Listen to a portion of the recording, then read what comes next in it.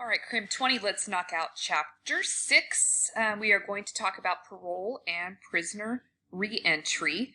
Reentry is one of those kind of hot button, hot topic words that gets thrown around a lot right now. So when we're talking about reentry, we are not talking about a prisoner re-entering prison. We are talking about a prisoner re-entering the community. So we're talking about a person being paroled or released back into the community. So let's start with, there we go, move along. All right, parole. Parole is the conditional release of an inmate by a parole board prior to the expiration of their sentence. So we've touched on this before, but typically when we're talking about parole, we're talking about a person who has been to prison, not jail, but prison. And again, this is typically California. We do all kinds of weird, funky stuff. So, we got to take it with a grain of salt when we're talking about California because of AB 109 and Prop 47 and all this craziness in California. But your average parolee in the United States has been to prison and has been released early by a parole board. Okay?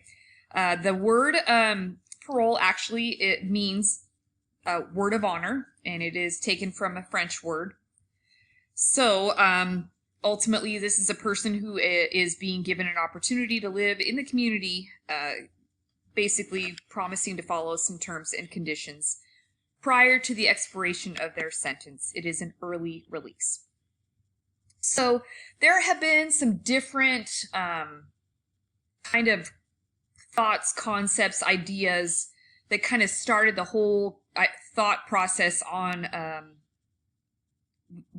the concept of parole. I like to think of, we're going to kind of talk about a couple of different ideas here that are really similar. Mark system and the ticket of leave. These were ideas by Alexander Macanonchi. Yeah. I have no idea how to say his name. But anyways, I like to compare these concepts with the whole, consider it like when you were in kindergarten. And every day that you did your math facts, and you passed your math facts up on the board. Let's say there was a little chart and you got to put a star on your chart for every math facts that you passed. And once you got all the stars all the way across the board, you passed your math facts. Okay, so not the exact same thing, but it's the same kind of concept as these mark systems. Or if you get all your marks, earn all your credits, then you earn a ticket of leave. Does that kind of make sense? So what they were trying to do was encourage inmates to behave well in the prison, and if they behaved well, they would earn a ticket of leave. So who benefits from an inmate doing what they're supposed to do in prison? You guessed it, everybody does, right? Correctional officers do. If an inmate completes a program in prison, is he more likely to do well on the outs? And the answer to that question is yes. If he sits in prison and does absolutely nothing to better himself, then he's probably not going to do that well when he gets released. If he takes advantage of the programs in the prison, learns how to, learns a skill, learns an employable skill, learns, gets an education, any of those types of things, will that better the inmate and make him less likely to reoffend when he gets out? Absolutely that will. So good behavior inside the prison not only benefits the correctional officers because they don't have to deal with fights, riots, drama, you name it.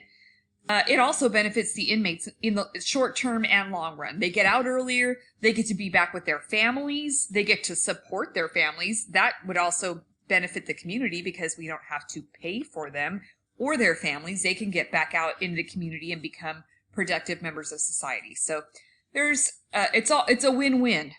Now, can we force inmates to participate in these programs? That's the tricky part. But anyways, these are kind of the early concepts of parole. The Irish system. So Sir Walter Crofton had this kind of he had basically a schedule laid out, or a plan, where the first 9 months of an inmate's time in custody was solitary confinement. You probably have a red flag in your mind right now going, why would anyone think that solitary confinement for 9 months would be a good idea? Probably wasn't a really good idea. I think we all can probably understand the concept now that solitary confinement was something that led to mental health problems. But at the time, he thought it was a good idea. But after that, they completed their 9 months of solitary confinement. They moved on and got to work and take classes, earn points, and gain privileges. After they did this second portion, the special prison, they went to the open institution, where they got more and more and more freedom. So ultimately what they did was start very confined, got a little more freedom, and then they earned their ticket of leave. So again, this is another concept of earning their way toward parole as they saw it back then. In the United States, the first agency, or the first institution to use parole was Elmira Reformatory in the 1800s.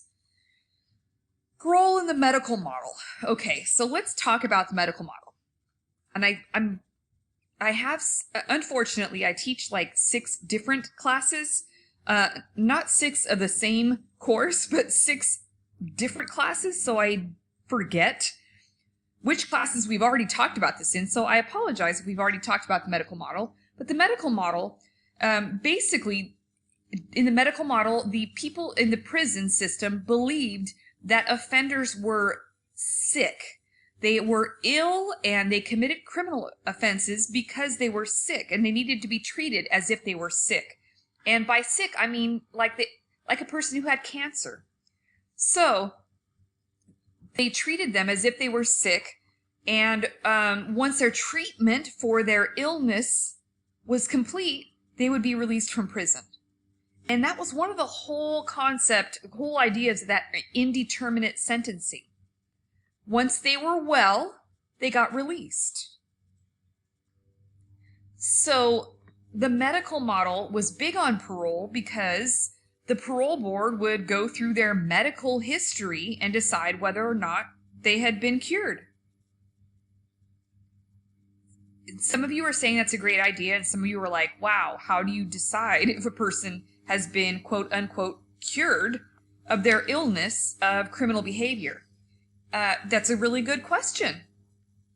But parole they were supervised upon release, but there were a lot of issues with this. First and foremost, that gave the parole board so much discretion. What if you have a racist parole board? I know, right?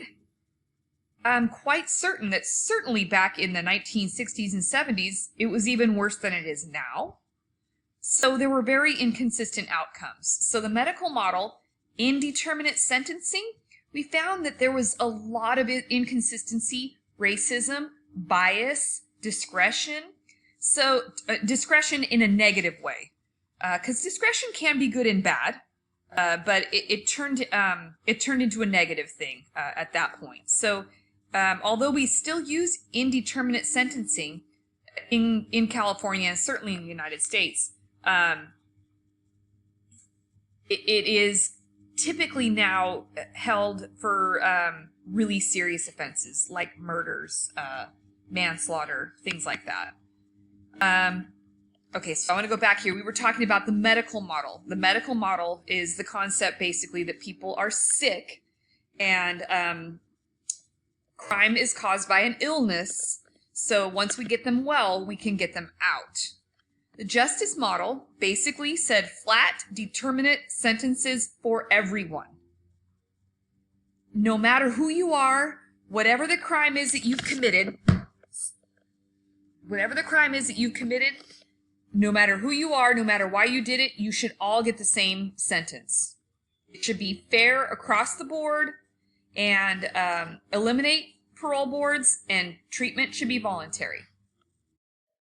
Seems reasonable, but I know I always like to throw some random stories in there, and I'm going to make up a story. But imagine a couple years ago, there was a time when there was a government shutdown. There was a government shutdown because our government and legislature couldn't agree on a budget. So our military was not getting paid. The military families were not getting paid. So imagine you have a military mom, let's say a young woman, let's say she's in her early 20s, and she has triplets. Let's just say, okay, she has triplets. And they are all just turning 1. Okay. And her husband is away in Afghanistan. She does not work. She's got triplets, and her husband did not get paid. And she cannot feed her babies. She decides to go to Walmart and steal $1,000 worth of formula in order to feed her babies. Okay? That's a felony because it's $1,000 worth. Yes, I did that on purpose. And she gets arrested and charged with a felony grand theft. Okay. So, we're going to stop there with her story. Next, you have a young lady who is a heroin addict, and her boyfriend is a gang member, and he needs to buy a new gun because he stole money from another gang member, and he's afraid he's going to get shot. So he needs a new gun. So he has his heroin addict girlfriend go to Walmart and steal $1,000 worth of baby formula so she can give him the money so he can buy a gun to defend himself against the drug dealers that he stole from. Okay, same offense, right? Both women, same age. First offense for both of them, let's say. But they both stole $1,000 worth of formula. Should they be treated exactly the same? I don't know the answer to that. I'm just throwing it out there. Justice model. Okay, we're moving on. Just desserts model, sentencing models that fix sentences for each crime so that the punishment would fit the crime. Punishment fits the crime. Okay. Discretionary parole. This is what we use in California.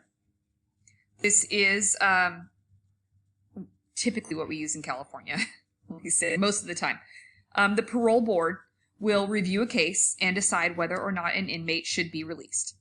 Now, I like to use this guy as my example. My friend Brian the murderer. Brian was in prison for second-degree murder. He was a lifer. And he was before the parole board, I believe 7 times. Before the parole board finally decided that he should be released. That was a discretionary release. They did not have to release him because he certainly, his sentence was, I believe, 17 years to life. So they could have kept him in for the rest of his life. They decided it was a discretionary call that he had been rehabilitated, and they decided it was a discretionary release call. And yes, he is still out. Supervised released. He was supervised. Okay, Brian was Brian the murderer. Did I already say his name? Brian the murderer. He was supervised. So he was on parole, I believe, for 5 years after he was released. So a type of release in which the inmate was on. He was supervised after he was released. We also have some that are, what do we call them? Non-revocable parole. Those were super frustrating because if we came across them, we couldn't revoke their parole. Some people are released from prison without any kind of supervision at all. Typically, when you come across someone like that, it is because they have actually served every last day of their custody time. That is a person who did horrible in prison and was, especially in California, and was not released even one day early. That's very uncommon. Most people are paroled early because of a bed space issue, not because everybody does so great in prison. So, yeah, there's a bunch of different types of parole releases. But typically, if someone is released on parole, they are given terms and conditions. They are supervised by different types of officers. If they are a high risk to reoffend, they're going to be supervised more closely. If they're low risk to reoffend, then they're probably not going to be seen quite as frequently. Kind of depends on an assessment that they will take, a little test, and whatever their score is on this little test that they take, salient factor score, basically determines how frequently they are seen by their parole agent. So I hope this kind of makes sense. But when you all open up your book and read it, wink, wink. I hope you all are reading your books. I hope you have your book. But anyways, when you're all reading, hopefully this will make more sense. That's it. Yeah. Chapter 6.